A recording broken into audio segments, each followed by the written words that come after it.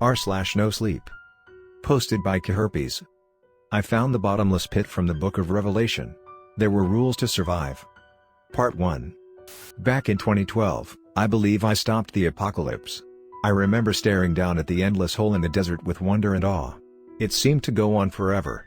A lifelong friend of mine named Bear stood by my side. He scanned the ground and found a large, smooth rock. It must have weighed at least 60 pounds. He rolled it over to the edge of the seemingly infinite void and let it drop. I heard the stone clatter against the walls, smashing against one side and releasing a rush of small pebbles and clods of dirt. They soared downwards with the rock, reminding me of the sands in an eternal hourglass. "Look, there's stairs," Bear's girlfriend Stephanie said, pointing a freshly painted red nail at the steps. They looked hewn from solid rock and spiraled down into the darkness far below. Stephanie tilted her head slightly to the side, moving locks of dirty blonde hair away from her eyes. Her appearance reminded me of Emma Stone, and though nearly 25, she still looked like a teenager. We stood in the middle of Death Valley. The sun sizzled overhead, sending out blinding light that reflected off the sands. Rippling mirages rose off the burning hot ground. Dunes surrounded us, looking as dead and lifeless as an alien planet. I looked up at the light blue sky and didn't see a single cloud. It must have been 100 degrees out. Rivulets of sweat trickled down from my hair and forehead, stinging my eyes. I wiped it away, looking back down the hole. I kept expecting this aberration of a pit to evaporate like some sort of bizarre optical illusion, yet there it still stood, a large circle about 30 feet across with ancient granite steps. And, of course, the steps had no railings. They looked fairly narrow, maybe a couple feet across. Well, I considered that narrow, considering the thousands of feet of empty space I would fall through if I slipped. I thought about how the drop would feel, screaming for minutes and knowing I was about to die, the ground coming up to meet me, the air roaring like a tornado in my ears. I shuddered. The mental image seemed far too vivid. I glanced at my two friends. Bear was casually smoking a cigarette, raising his tattooed hand. I looked at the tattoo, a reptilian, slitted eye surrounded by the golden spiral. He stood much taller than me and, having done physical labor his entire life, he also had a thick covering of muscle. He was a metalhead and urban explorer, and about 90% of his body was covered in tattoos. Stephanie and he made an unusual pair, she with her straight-edge, valley girl looks, and Bear looking like he'd just climbed out of a mosh pit at a dayside show. He flicked the half-smoked butt into the pit, smoothing his long black hair with his hands. I watched the red light of the ember streak across the darkness and disappear into the endless shadows waiting below. "Do you think anyone else knows about this?" I asked. Bear had a sly grin across his scruffy face. His blue eyes flashed with amusement. He put his arm around Stephanie. "Well, if no one has, maybe we can make money off of it," he said. Stephanie smiled faintly at that. "I've heard of people who discovered caves making money off giving tours. Maybe we can buy this crappy little plot of land out here." "This might be state land," I said. "Actually, it might even be federal. I'm not sure where the borders of the national park end. Not like anyone would be going around labeling borders out here." I waved my hand lethargically at the dead, sunburnt desert all around us. Absolutely no one lived out here, except maybe the secret mutant descendants of the Manson family. "Regardless, we should go explore it," Stephanie said. "If we're going to claim we discovered some new wonder of the world, we should be able to tell people what's in it." "Yeah, and what if we get lost and starve to death down there?" I asked. "There's no cell service out here. No one would ever find our bodies. We would just disappear into thin air. We can't even call anyone to let them know where we are." "That's part of the adventure," Stephanie said, laughing. "You weren't complaining when you dragged us all to that abandoned mental asylum and took us to the underground tunnels." "I'm with Stephanie," Bear said, gesticulating crazily with his hands. "I want to go explore. I think it would be awesome to have a cave system named after us. We still have flashlights and plenty of food and water in the car. I have lighters and knives, cigarettes and booze, hell, even my pistol. Not like I think we'll need it, unless there's rattlesnakes down there that we need to shoot." In hindsight, it was amazing just how wrong he was. We each had a backpack filled with goods. Since we had been traveling across California and camping, seeing every national park possible, we had plenty of extra supplies. In fact, the issue became the amount of weight each of us could carry. I had them fill the backpacks with as much food and water as possible, leaving only room for ammunition, jackets and some extra clothes. "You act like we're going to be down there for the next year," Stephanie complained, rolling her eyes as she hefted the heavy backpack around her shoulder with a soft grunt. Alright, let's do this. I am so excited right now. I feel like Bilbo Baggins must have when he walked out his front door with Gandalf. Bear grinned like a madman, lighting up another cigarette. Without a word or a moment of hesitation, he put his backpack on and jumped down to the first step, a drop of about 5 feet. My stomach did flips just watching him. He apparently had no fear of heights at all. As I looked down on Bear, it struck me how perfect the circular formation of the pit was. It almost looked man-made or somehow unnatural. Nature rarely works in straight lines and perfect circles, after all. Stephanie went next, lowering herself carefully from the edge and hanging down by her arms until her feet were securely on the step. Unlike Bear, who at times I thought might be slightly insane, she did not simply jump onto the stone. I edged closer to the pit, looking down. A sense of vertigo overtook me. The eternal blackness of the void seemed like a dilated pupil, a staring eye. I felt watched from below. But I was not going to look like a chicken shit in front of my friends. They were both clearly excited, especially Bear, who started hopping from one foot to another, anxiously looking up at me and waving me on. He reminded me of a puppy excited about going on a walk. They had already started descending and stood a few dozen feet below the first step. With a thudding heart, I followed Stephanie's example, slowly lowering myself down from the ledge onto the first step. Once secure, I looked down. The circling stairs almost seemed like a slit-open conch shell, the swirling golden spiral extending into forever. My friends looked so small standing on those unceasing steps, and for a moment, my intuition screamed at me, "Get out! Get out!" But instead, I took a deep breath and started the descent into the bottomless pit. We traveled for hours. I lost track of time. All of our phones stopped working, and even though I had just charged mine, the screen simply went black. Stephanie's watch stopped ticking after a few minutes descending. I didn't know if there was some kind of magnetism in the pit that disabled electronic devices, but regardless, we no longer had any way to tell time. "God, how long has it been?" Stephanie asked after our 5th break. We sat on the steps, our headlamps sending eerie bouncing shadows all around us. A few of the steps nearby had thin, jagged cracks running through the stone, branching like lightning bolts. I wondered if they would crumble under our feet as we passed. "It feels like at least 6 or 7 hours, Bear said, no longer as excited as he was at the start. Part of it was undoubtedly fatigue, which we all felt. I had a creeping suspicion we had made a colossal mistake by coming down here. Bear still had a sense of determination, however, and he wanted to keep going. "How far down do you think we are?" No one answered. The air felt oppressive and extremely heavy. "What do you want to do if we don't find anything in the next hour or so?" I asked. "I mean, are we just going to keep going down forever? We should make a plan to turn around at a certain point." "Oh man, give me a break," Bear said, rolling his eyes. "What in the hell do you have to do today? You act like this isn't the coolest thing we've found on this trip. We should keep going down until we find something, or until we need to turn around because we're running low on water and food. This is probably a once-in-a-lifetime opportunity, man," I sighed. My legs ached and my feet screamed at me. I could feel the blisters rising on my toes. We rose and started descending again. It was then that we heard a sound like a lion roaring echoing up from far below. It sounded predatory and animalistic but magnified to a deafening cacophony like an exploding hydrogen bomb. The stairs began to shake. Falling streams of dust and pebbles streamed down all around us. I tried to scream but I didn't know if I actually was, because all I could hear was that demonic roar. I clung to the wall of the pit as the sound started to fade and then rapidly died down to nothing. Within a few seconds, it had passed. I looked at Bear and Stephanie. They looked pale and shaken in the bright LED lights of the headlamp. "Jesus Christ," Bear said, his hands trembling as he reached into his pocket for his pack of cigarettes. I thought I was going to die for a few seconds there. He had succinctly expressed all of our thoughts, I felt.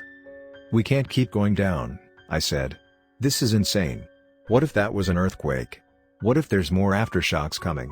We should start heading back up now. I'm not dying here." Stephanie and Bear nodded, agreeing without any argument. Even Bear, who was normally fearless, seemed to have lost all of his enthusiasm for this adventure. But when we turned and shone our headlamps up, I saw the stairs a few hundred feet above us had collapsed during the bone-rattling explosion of sound. About 30 feet of steps had simply vanished, crumbling into the void. I suddenly felt very much less secure standing there. I wondered how structurally sound the step I stood on really was. My heart felt like it would beat right out of my chest. "Well, "I guess the only way out is forwards," Stephanie whispered in a frightened voice. "Maybe this cave or whatever it is has branching tunnels that lead back up. Something this massive has to have more than one way in and out." I didn't really agree with her, however. This pit was not a natural cave system as far as I could tell. We had no idea if other paths led out. We kept descending. I clung close to the wall in case that ear-splitting cacophony started again. I wondered what had made it. Perhaps the echoes of shifting tectonic plates amplified as they rose up the pit and just sounded like a predator's thundering cry. Far below, my headlamp ran over an aberration in the smooth golden spiral of the endless steps. I saw a massive archway, at least 10 feet tall. Its sides met in a point at the top, forming an upside-down curving V. Bear and Stephanie saw it at the same time as I did. Their eyes widened in surprise and delight. But a sense of fear gripped me when I saw the archway. Its architecture looked alien. As we got closer, I saw it glistened like obsidian. Gleaming black rainbows ran over its length when our lights touched it. "Oh, thank God," Stephanie cried. Bear ran ahead, sprinting down the steps, like a man dying of dehydration running towards water. "Hey, wait up!"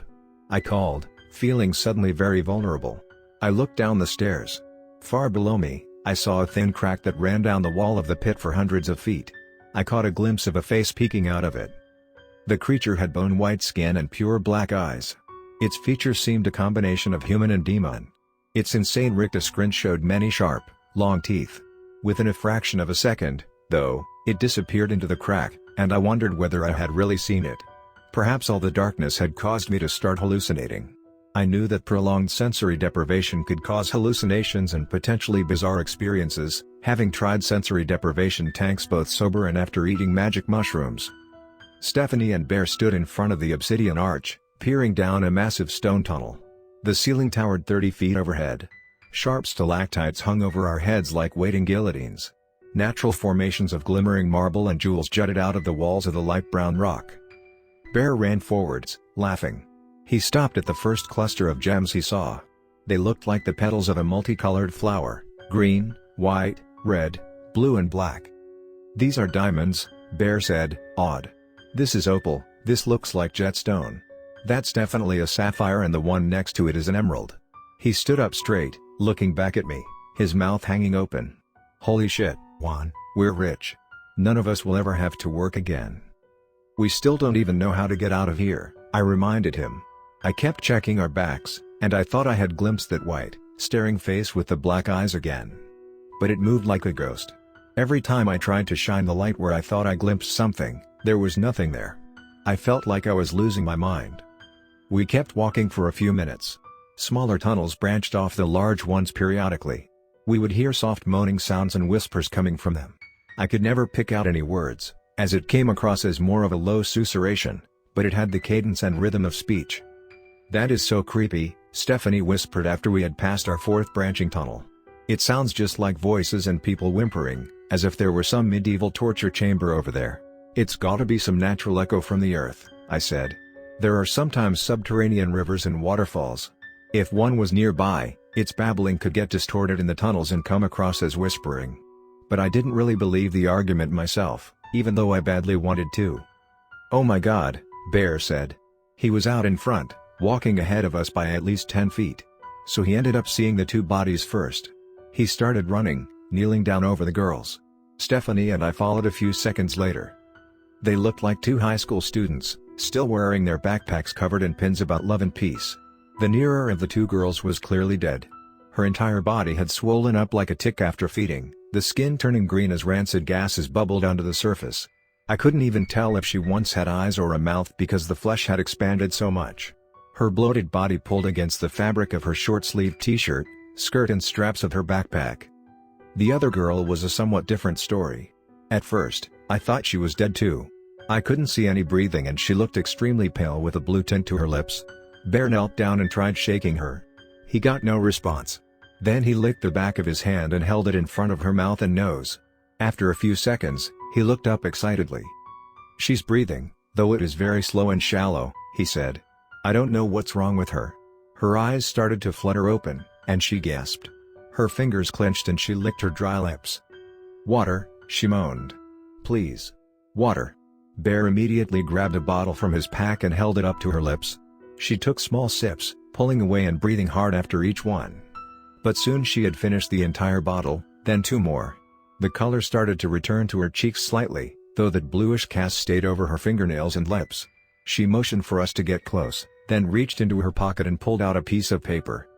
"I'm not going to make it out of here alive," she said. "This was given to me by someone else. It's the only reason we've made it this far." She coughed, rolling on her side and vomiting some of the water. I saw streaks of blood mixed in, dark red like a garnet. Bear looked at the piece of paper, frowning. He stood back up and turned to face us. Then he started reading out loud. "The first rule to survival is this: when you see the angel of death, the woman with the backwards facing head, you must cut your flesh and give an offering of blood immediately. The second rule is that if you hear the first trumpet blow, you must hide. Anyone who does not leave the main tunnel by the time the second trumpet blows will know undying agony. The third rule is that if you see dark silhouettes coming down the corridors, shadows in the shapes of men and beasts, you must close your eyes and count to 30. They are eaters of souls, and will suck your soul out of your eyes if you give them the chance, yet they will pass if not fed. The fourth rule is that, if you encounter anyone with the mark of Cain, you must kill them immediately. You will know the mark of Cain when you see it. It is a most hideous thing. The fifth rule is that if you see the ruler of the bottomless pit, whose name is Abaddon, you must not look at his face." We all stood in silence for a long moment. I felt the strong urge to laugh. Then I looked down at the swollen body of the dead girl and immediately changed my mind. The blonde girl yanked her backpack off, gasping and spitting blood constantly. She reached around in the bag, frantically looking for something. With a triumphant smile across her pretty face, she yanked it out and handed it to me. I took the ancient leather-bound Bible. It looked like it had some traces of a white, shining crystal smeared across its cover. I opened the cover and saw someone had written in spiky, copperplate handwriting, "Property of Smiley." A bookmark hung out of the back of the text. I opened it up and gasped. The bookmark was actually a tiny, mummified pinky finger. It looked like someone had cut it off a small child's hand. It smelled woodsy with a hint of pistachio, cinnamon and sulfur. I have never smelled anything quite like a mummified body part. "Oh my God," Stephanie cried, putting her hands above her mouth. "Is that a child's finger?" The girl didn't answer. She had collapsed on her stomach now, and she looked like she was rapidly worsening. "Who are you? How did you two get here? Why do you have someone's finger?" I asked. The girl shook her head. "No time for all that," she said. "I got a glancing blow of the poison. A very small dose, but it's doing its work nonetheless. I can feel it writhing like snakes through my blood." She closed her eyes for a long moment, breathing slow. Then she fixed her unsteady, watery eyes on us again. "My name is Isabella, though. I'll tell you that we came here by accident, exploring underground tunnels with my rainbow family. We got lost, and the tunnels started changing." A shriek echoed from further down the main tunnel, cutting her off. Isabella's eyes flew wide open, bright spots of red showing on her pale face. She began hyperventilating. "They're coming. They're coming back," she cried. "Oh God, help me." I saw a shape far away, like a galloping horse. My mind couldn't comprehend what I was seeing for a moment. It looked totally alien, something not from this world. There was a sound like helicopter blades slicing through the air, jarring and rhythmic. As it got closer, I saw a bizarre and monstrous creature. It looked almost like a giant flying scorpion. It was about the size of a Great Dane. Its legs writhed and skittered, like massive alien eyelashes. I saw its stinger dripping clear, lethal venom, as if it were salivating through its tail. Its spiky wings looked like those of a dragonfly's, blurring in a sea of motion as they propelled it forward. It was, in reality, the face that affected me most, however. It had a human face, complete with changing expressions. It had no hair on its body, but even without eyebrows, I could see the scowl of bloodlust and fury. The eyes had a filmy look, as if covered in cataracts. The pupils looked faded behind the veil, the irises a muddy gray.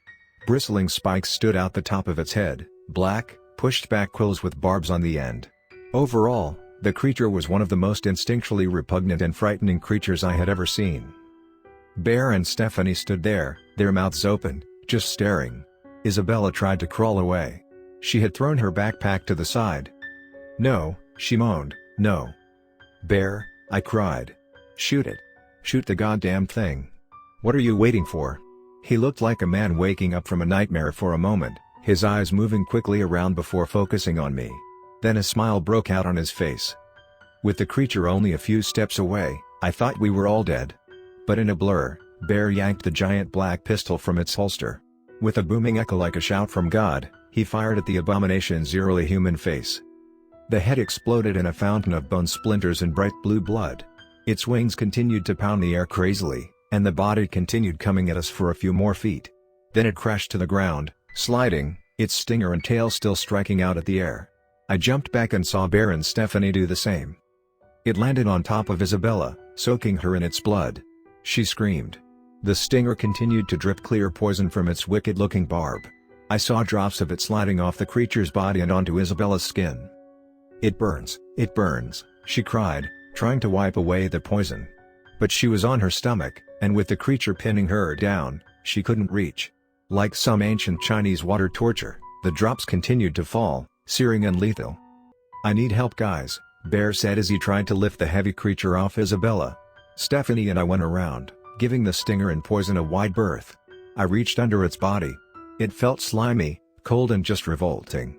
It was like the texture of drowned earthworms after a summer rain. As I pushed, I felt a sogginess in its skin, and blue blood the color of antifreeze soaked my hands. I wanted to pull away. I felt soiled. I wanted to take a long shower and wipe the filth of this creature off me. The body started to lift. With a grunt, the three of us pushed it off Isabella. I looked down at her and realized it was too late. Her eyes rolled back in her head, showing only the whites. Her legs began to kick violently, her fingers spasming as her arms jumped and danced. She began to make a choked, gasping sound. Then her skin started to turn a sickly, cancerous green. Her whole body began to swell before our eyes. She gave a death gasp and stopped kicking, finally falling limp. As we left the corpses behind, still shaken, Bear looked at the Bible Isabella had given us. "Juan, why do you think there's a human finger in here?" Stephanie asked, still repulsed by it. "Is that some sort of occult thing? Maybe witchcraft?" I shrugged. I knew a lot more about history and books than either Bear or Stephanie. They almost never read, while I read constantly. Fingers have been used in occult rituals for thousands of years. In the ancient Buddhist scriptures, a madman and extremely talented warrior used to go around killing random people and taking their fingers for a necklace. They called him Angulimala, or finger necklace. There may be some relation to worship of Kali, the goddess of destruction. He ended up converting to Buddhism, renouncing violence and becoming enlightened, though. In modern rituals, witchcraft still uses severed fingers. Fingers represent dexterity, touch and manipulation of faraway objects. Cutting off a finger also symbolically represents a cutting of ties in an occult ritual. I shrugged. "Well, thank you for that enlightening information, chatbot," Stephanie said jokingly. "You remind me of those AI robots where you can ask them any random question and they come up with an answer." "Hey, don't shit on me just because I actually do research," I said, smiling. "Speaking of research, what page of the Bible is the finger marking? It may be important." Those girls had two things, after all, the list of rules and the Bible. Isabella obviously considered them important, because those were the only two things she singled out to give to us while she was dying. Bear opened the Bible to the page with the finger. He looked down, frowning. "It's Revelation 9, he said, then he began reading aloud as we all took a break, passing around water and peanut butter crackers. "And the fifth angel sounded, and I saw a star fall from heaven unto the earth, and to him was given the key of the bottomless pit. And he opened the bottomless pit, and there rose a smoke out of the pit, as the smoke of a great furnace, and the sun and the air were darkened by reason of the smoke of the pit. And there came out of the smoke locusts upon the earth, and unto them was given power, as the scorpions of the earth have power. And it was commanded them that they should not hurt the grass of the earth, neither any green thing, neither any tree, but only those men which have not the seal of God in their foreheads. And to them it was given that they should not kill them, but that they should be tormented 5 months, and their torment was as the torment of a scorpion, when he striketh a man. And in those days shall men seek death, and shall not find it, and shall desire to die, and death shall flee from them." He stopped reading, his voice reverberating eerily down the stone corridor, bouncing off of priceless gems and hard sandstone. "So that thing we killed was a locust?" Stephanie asked. "It looked a lot more like a scorpion to me." "It doesn't really matter, it's neither a scorpion nor a locust," I said. "It's clearly a different species from either. Perhaps it's lived down here for millions of years, hunting in the dark. But it just makes it all the more important to find a way out of here as soon as possible. There could be thousands of those things down here. Millions, maybe. I mean, really, who knows how big this place is? Sighing, we got up and continued looking for a way out. Ahead, I saw a faded sign. It looked made out of pure silver, without a sign of rust anywhere. But the letters had nearly disappeared over the many years it had clearly stood here. When we got close, I brought my light right up to it and tried to make it out. After a few seconds, I realized it was a sign for a town. Bloodstone. Population, 144,000, it read.